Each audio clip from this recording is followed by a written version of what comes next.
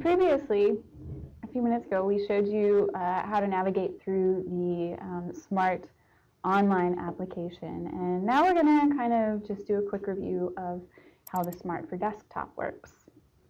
This is what the little icon currently looks like. But so you just click on the icon like exactly the same way that you would for any application. Okay, so as you can see, when you open up the Smart Desktop, you do not need a user account to use this. There's no sign-in, nothing like that. You just literally open the application and you start working. So the first thing that we would do in here in the desktop version is say that we're going to create a new stewardship plan.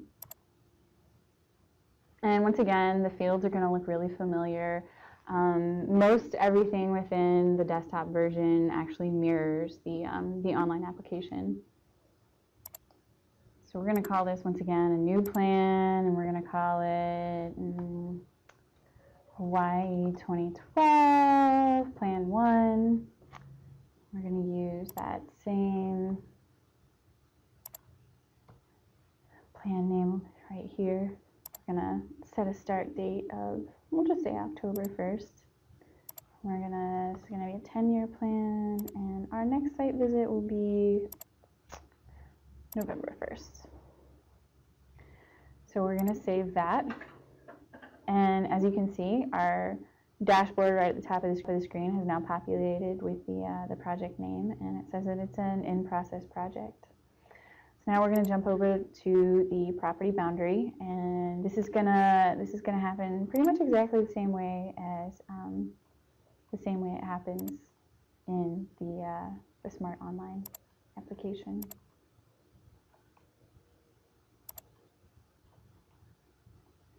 I'm just gonna zoom in here. Oh, lots of cloud cover. I forgot it's Hawaii. I'll try a different spot. So right now, even though we are in the desktop application, the application is actually still accessing the internet. That's how we still have imagery to use to create our maps. The Smart team is actually working on, at the moment, finding a way to provide imagery to our users that are not going to have access to internet. We'll load imagery separately, or we'll load shapefiles for you separately. So right here, we're going to go ahead and draw a plan boundary.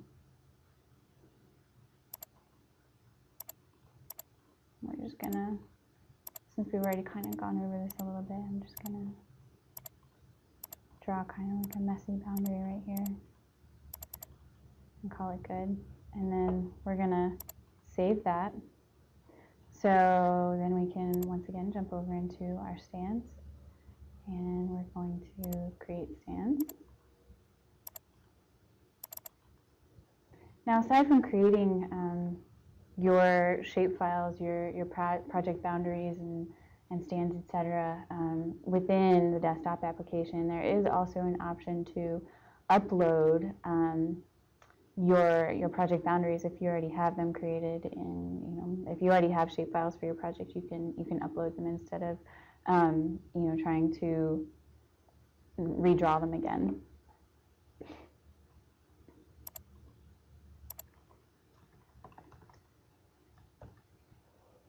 Now for this project, we have a project boundary and 2 stands.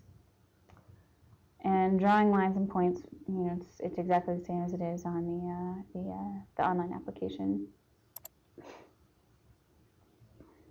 And you can see here, once again, it also fills in your GIS acres for you. It's not something that you have to fill out.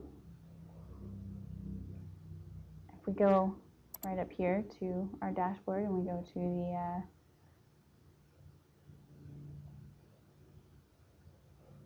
the general description page, you can see it looks pretty much exactly the same as it does, within the online system. And we also have some similar buttons up here at the top above the map. We have a report button, and we're going to go ahead and see if we can generate a report just off of the information that we've already put in to the system. And you can see Word is starting up, and the desktop application is in the process of moving all the information that we've entered in over into our report in Word. As you can see here, it's going to be several pages long, and it will include all of the information that you've already entered in, topographic maps even with the property, your different stands, another map for any point and line features that you may have entered in.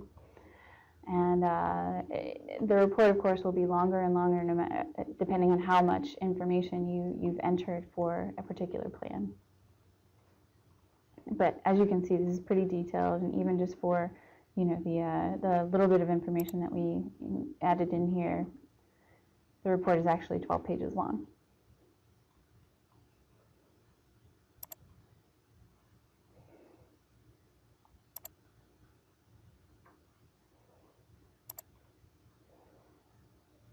And when you finished a report and you're ready to submit it to the national system, submit it up to, is it the SMART application, the SMART system online? You would click the submit button, and it's actually going to ask you, are you sure you want to upload this stewardship plan? And you'll say, either okay or cancel, depending on if you feel like you need to add more information. One thing I should mention, though, that if you want to submit this plan to the national database, you will have to have internet access in order to do that. So you can add all of your information into the desktop application, but when it comes time to submit the plan, you will have to have internet access.